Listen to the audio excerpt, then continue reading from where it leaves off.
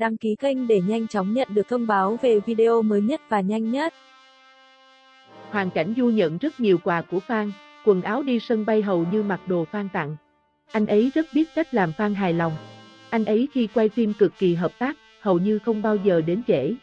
Xét về phương diện là một diễn viên thì anh ấy rất có quy cách. Showbiz Hoa ngữ vừa có một đêm mất ngủ khi hàng chục tin đồn từ trên trời rơi xuống nhắm thẳng vào loạt ngôi sao cực hot của làng giải trí. Thế rồi, theo thống kê, ngay trong đêm ngày 22 tháng 1, 29 nghệ sĩ phải đứng ra lên tiếng đính chính thông tin sai sự thật.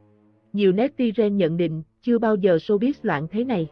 Tuy nhiên, trong khi showbiz Hoa mày chóng mặt vì 29 bài phủ nhận của các ngôi sao và fandom thì ở một diễn biến khác, Chu Nhất Long, Địch Lệ Nhiệt Ba và Hoàng Cảnh Du bị déo tên trên mọi mặt trận cùng nhiều lời chỉ trích.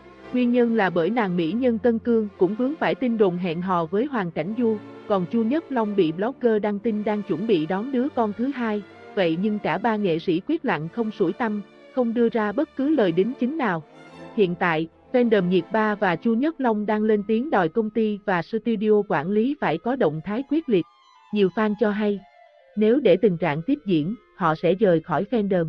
Bộ phim Anh ấy đến từ trong ánh lửa đúng là có liên hệ Hoàng Cảnh Du và Nghê Ni, hai người cũng nhận kịch bản để xem xét nhưng chưa ai ký hợp đồng cả. Lý do là phim này chưa xác định thời gian quay, diễn viên không sắp xếp lịch trình được. Phim điện ảnh Huyền Nghi Tuần Hoàn đang trong giai đoạn chuẩn bị, đạo diễn Trần Chính Đạo. Nam chính tạm định Hoàng Cảnh Du và Hoàng Bột, 6 tháng cuối năm khai máy, tài nguyên phim ảnh của Hoàng Cảnh Du rất tốt. Hoàng Cảnh Du là có quý nhân trợ giúp nên tài nguyên không cần lo lắng. Hơn nữa ở thị trường tiểu sinh rắn giỏi thì Hoàng Cảnh Du đứng đầu, cho nên tài nguyên phim ảnh cơ bản đều tiếp xúc với phim chính kịch. Bác Nạp tiếp đến muốn làm một phim điện ảnh đề tài duy trì hòa bình, diễn viên chính tìm Hoàng Cảnh Du và Vương Nhất Bác. Lúc trước Vương Nhất Bác đàm phán tài nguyên này với tư thế rất khiêm tốn. Là người mới phim điện ảnh nên như vậy cũng rất tốt, những phim điện ảnh đã đóng trước kia có phần điểm quá ít nên không tính vào. Phim truyền hình Hiến Lễ Lý Tưởng chiếu rọi Trung Quốc, Vương Nhất Bác, Hoàng Cảnh Du, Trần Hiểu, Thành Nghị, Trần Số. Các diễn viên không chắc sẽ điển chung một phần. Phim do Tổng cục Quảng điện tổ chức sản xuất, tổng đạo diễn Phó Đông Dục, tổng biên kịch Lương Chấn Hoa, tháng 1 năm 2021 khai máy, chu kỳ quay chụp tổng cộng 60 ngày, mỗi phần quay từ 5-6 ngày. Hoàng Cảnh Du sẽ tham gia Xuân Vãn Đài Bắc Kinh. Quân trang thân yêu của Lý Thấm với Hoàng Cảnh Du thuận lợi gửi đi kiểm duyệt. Bộ phim này tạm định đầu tháng 2 lên sóng IQII. Thái Dương Xuyên Hòa là một trong những công ty quản lý có khả năng quan hệ xã hội mạnh trong giới. Công ty thường xuyên lên kế hoạch marketing để nâng cao danh tiếng cho nghệ sĩ của mình. Kim Thần ở Thái Dương Xuyên Hòa đúng là được nâng đỡ. Công ty tình nguyện vì cô ấy làm tuyên truyền, cô ấy còn ký hiệp ước với Sina nên tin tức của cô ấy thường xuyên lọt vào top hot search. Trong bộ phim Cô nàng lợi hại Lý Nhất Đồng vốn cùng Kim Thần marketing bách hợp rất hiệu quả. Thấy sắp thu được tiền lãi rồi thì lại muốn cùng Vương Ngạn Lâm sao tác tiếp. Lý Nhất Đồng là muốn hưởng nhiệt từ cả hai hướng couple. Kết quả couple với Vương Ngạn Lâm không có lợi gì, ngược lại còn làm mất lòng Kim Thần và đoàn làm phim, khiến cho tạp chí chung của cô ấy và Kim Thần đã bị hủy. Kim Thần và Tạp Tư Bách không có khả năng đâu, hai bên đều là đến chương trình để làm việc thôi. Tuy rằng bầu không khí có vẻ hòa hợp, nhưng đều chỉ là tạo dựng hình ảnh mà thôi. Kim Thần không quan tâm loại đàn ông thích phô trương nên sau khi kết thúc show thì không yêu đương gì hết, chỉ làm bạn thôi. Kim Thần cũng không phải gu của Đặng Luân, nhưng Đặng Luân lại là gu của Kim Thần. Năm xưa là Kim Thần theo đuổi Đặng Luân.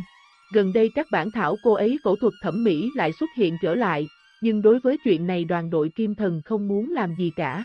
Dù sao đối với công chúng, nghệ sĩ đã phẫu thuật thẩm mỹ thì bất chấp là đại chỉnh hay chỉ vi chỉnh cũng đều là đã chỉnh sửa. Nếu ra mặt giải thích sẽ là nói dối. Cô ấy tiếp xúc khá nhiều chính kịch nhưng chỉ lấy được vai nữ thứ nên cô ấy đã từ chối hết. Sau vụ Trịnh Sản, Prada đã có cú ngã ngựa kinh hoàng. Tại đại lục vội đem Kim Thần ra cứu hỏa, đem các nguồn lực và tạp chí đều dồn cho cô ấy, muốn mượn Kim Thần để đánh lạc hướng. Chuyện này Kim Thần đúng là ngư ông đắc lợi, giá trị thương mại đột nhiên tăng cao.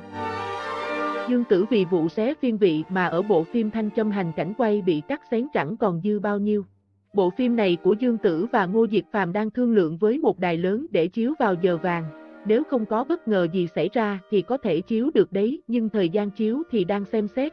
Ekip hai bên cực xem trọng bộ phim lần này, nhất là phía Ngô Diệt Phàm. Muốn dùng bộ phim này để nâng địa vị trong giới truyền hình của cậu ấy. Dương Tử sẽ giảm nhận những bộ phim liên quan đến cổ trang tiên hiệp mà đang tiếp xúc với những bộ phim hiện đại. Phim mới của cô ấy đã bàn xong rồi, dự tính sắp tới sẽ khởi động quay phim. Bộ phim Thanh Trâm Hành có thể bạo hay không thật khó nói, dù sao các bộ chiếu dạo này đều khó bạo, không đoán trước được. Tuy nhiên bộ nữ bác sĩ tâm lý có thành viên chế tác tốt, trong ngành cũng có thái độ lạc quan về nó. Bộ tiếp theo thì tạm chưa xác định, dù sao kịch bản tốt đến tay cô ấy không thiếu, khả năng chọn kịch bản cũng ổn, chỉ là đoàn đội đang có ý định thử nghiệm một chút những đề tài khác. Fan không cần lo lắng.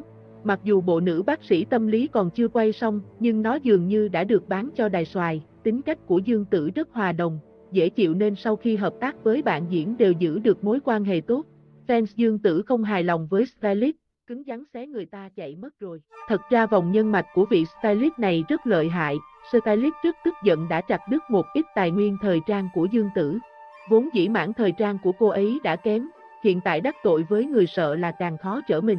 Quãng thời gian còn lại xin chỉ giáo nhiều hơn, gần đây muốn được chiếu trên đài Đông Phương, nhưng đài Mango lại sống chết không muốn nhả bản quyền phát sóng. Nhà đài một nửa sợ phim bị tẩy chay thì mình bị ảnh hưởng, một nửa là sợ phim bạo mình bị thua thiệt. Dương Tử và Tiêu Chiến đã chuyển qua tiếp cận đài Đông Phương, hai người đang bàn bạc cho lần hợp tác thứ hai rồi. Cách đây không lâu, cô nàng Dương Tử lại gây chú ý khi khoe ảnh tạo dáng với một ly trà sữa trên tay. Tóc cắt ngắn năng động, khuôn mặt xinh xắn và phong cách ăn mặc đơn giản. Dương Tử vẫn dễ dàng đúng tim mọi người bởi vẻ trẻ trung, đáng yêu của mình. Đây cũng là lần hiếm hoi cô nàng khoe ảnh cuộc sống bình thường kể từ khi gia nhập đoàn làm phim nữ bác sĩ tâm lý. Ngoài nhan sắc ngọt ngào của Dương Tử, người hâm mộ còn quan tâm đến ly trà sữa ngập topping trên tay cô nàng.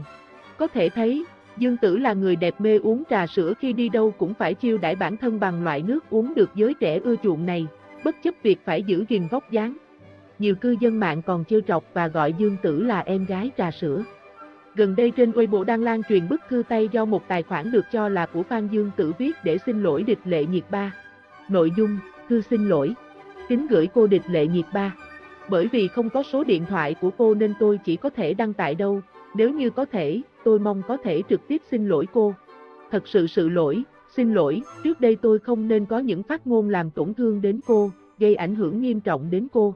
Tôi thật sự biết sai rồi, sau này sẽ không làm tổn thương bất kỳ ai trên mạng xã hội nữa. Tôi sẽ chia sẻ những nội dung mang năng lượng tích cực liên quan đến cô trên Weibo. Hy vọng mọi người đừng giống như tôi.